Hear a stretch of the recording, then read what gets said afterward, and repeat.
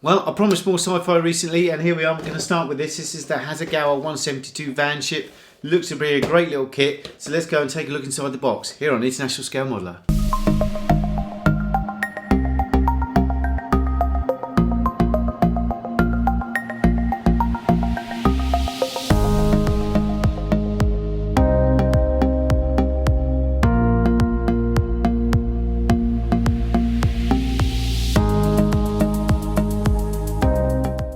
Right, okay, so the Vanship, the LastExile Vanship, 172 scale Vanship with Steam Torpedo plastic model from Hasegawa. It's one of their creators' works series. They haven't got too many in them at the moment.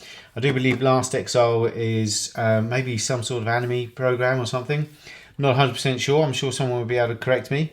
But it's got like Russian, I guess, post steampunk Russian thing on here. There's two marks, two different versions on the box. Around the other side of the box there's not really much, it's just some writing and some extra pictures and things like that. So we're getting inside the box. It's kit number 64713. Inside the box it's nicely packed. You've got some odds and sods and things like that. We'll do one bit at a time. I'll tell you what we will do. We'll look at the instruction manual first, and then that way we'll know what we're talking about once we have a look at the kit itself. So we have a colour brochure here. It's like a fold out affair that comes like so. Not a particularly fan of these. I prefer the book type, but never mind. It's colour, which is a good thing. A little bit about the creator works. A little bit about LastExile here, which is, I would imagine, some sort of anime. It says here in episode 20, Grand Stream. This is where this appeared. So I would imagine it's a series. It's a TV series in Japan, I would imagine, because I haven't heard of anything like it here.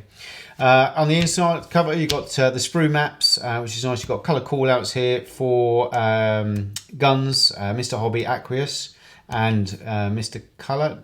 Yep. And we go progress a little bit further. Now, basically, you've got pilots in here. As you can see, I probably won't do it with those.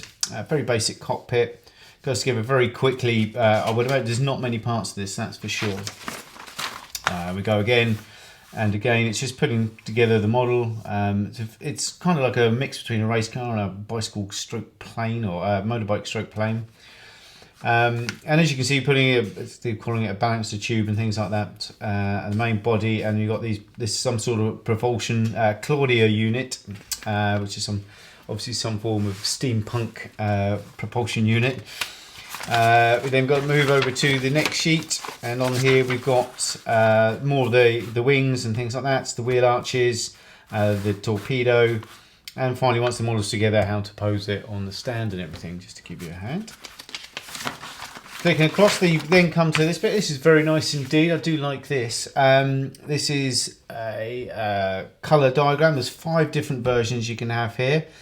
I've got to say, I do like the silver or the black. I think I'm going to go for silver if I build this, or when I build this, because I think it's got a nice a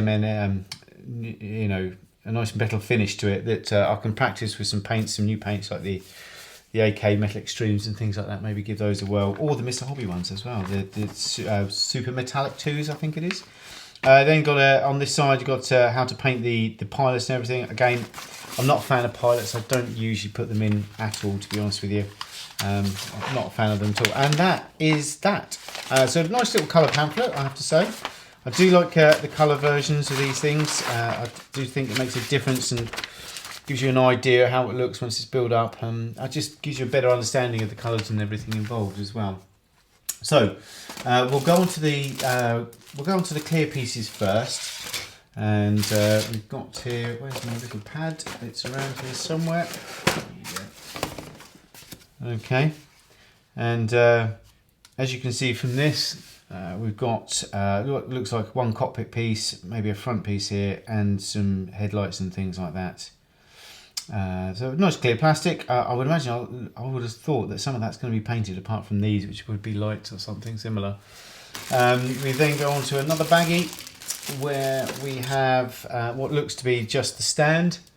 As you can see, why it's in clear, I don't know, but I would imagine you can either paint it or have it as a clear base. And these are all just parts for that. There are a couple of other bits. I don't know if they are part of it. I think they're insets for yeah, they are. They're insets for these. So that whole sprue is the stand. So it's nice that you can have it see-through or not, or whatever takes your fancy. You've got a little baggie here with, and I forgot my scalpel. Let's grab that out. Okay, and as you can see, one of these little men has broken off from the sprue. Luckily, thankfully, because of a bit of flash, I think the bit of flash that was on there has saved it. The models themselves seem to be reasonably well detailed. Very small for 172, obviously, but a nice level of detail on there, really. So, but again, I don't think I'll be using those. They'll go in the spares box that I have. You've got the torpedo, which what I do like is it's all one piece. It has come off the sprue as well, as you can see here, and it looks to be just a tad bent on the end. So maybe a little bit of work needed on that one. Or if it hasn't come off the sprue, then you're looking at quite a bit of work. In fact, I think that's the end is actually broken on there, as you can see. I think that end there has actually knocked something and it's bent. So I'm going to have to work on that one. That's going to be a little bit of work. I think I'm just slightly heating it up in some warm water and then just moving it across. I think we'll be fine with that. Don't think there'll be too many problems. We then go to one more baggie where we've got 2 sprues.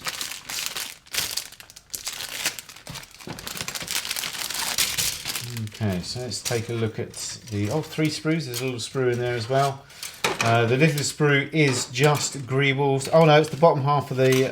Oh no, it's another 2 pilots, and those ones are not as well represented as the others. They're definitely not of the same quality. That's for sure. You can see that the poses are slightly better, and the figures themselves are much more detailed. I think this is obviously an old sprue, and this is an updated sprue that's come, because I think this is the 3rd iteration of this kit, and each time it's just had extra parts added. Okay, so on this sprue we have a lot of the engine works, the turbines, by the looks of it.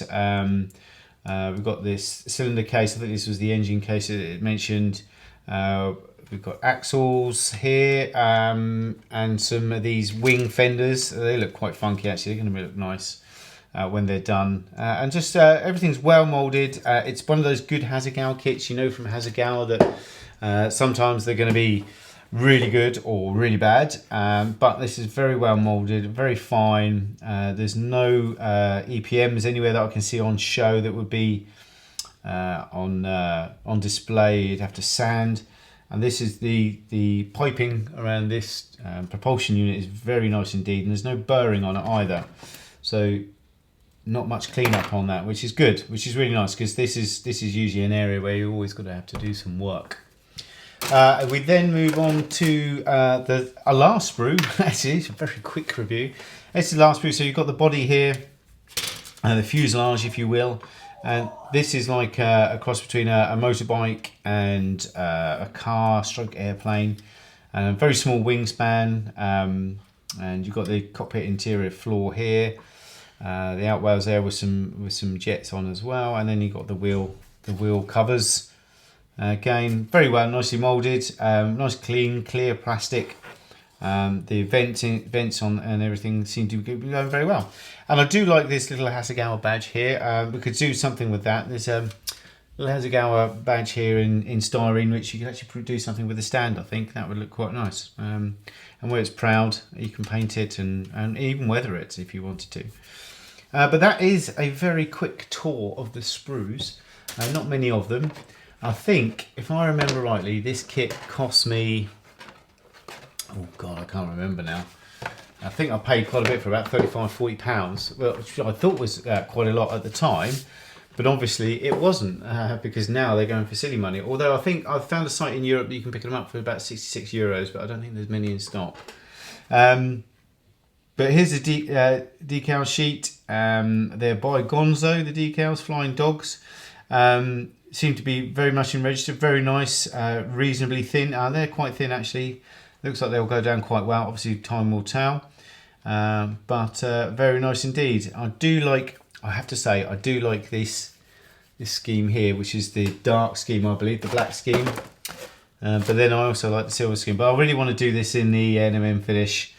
The metallic look finish. I want to practice. So I haven't done a lot with my Alclads or any of the other metal type paints recently, so I wouldn't mind trying with one of those. But that is basically the kit. That's all there is to see. So we'll go back to the other camera.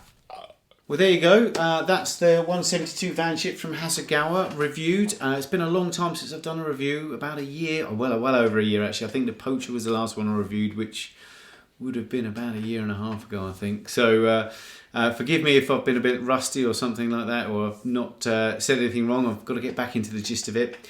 I wanted to do sci-fi, so I was going to start doing some sci-fi, so I'm mainly going to do sci-fi. I've got a couple of other kits that I did want to do, but we'll get around to those a little bit later. I hope you enjoyed that. Final thoughts are, very nice little kit. It's going to build up together. The plastic looks like it goes together well. I've had a look online and there are some beautiful models of this. As I say, it's quite a limited edition now, and I think there was one on eBay for about 400 euros, which was crazy. But there is a shop in somewhere in Europe that sells them for 66 euros, but they didn't have many in stock, I don't think. And they're going to be hard to find. But if you do find one and you don't know whether to take the plump, at least you've had a look inside the box now, and could save you a lot of money if it's not what you expected it to be. Well, I hope you enjoyed that anyway. Until next time, take care. Bye-bye.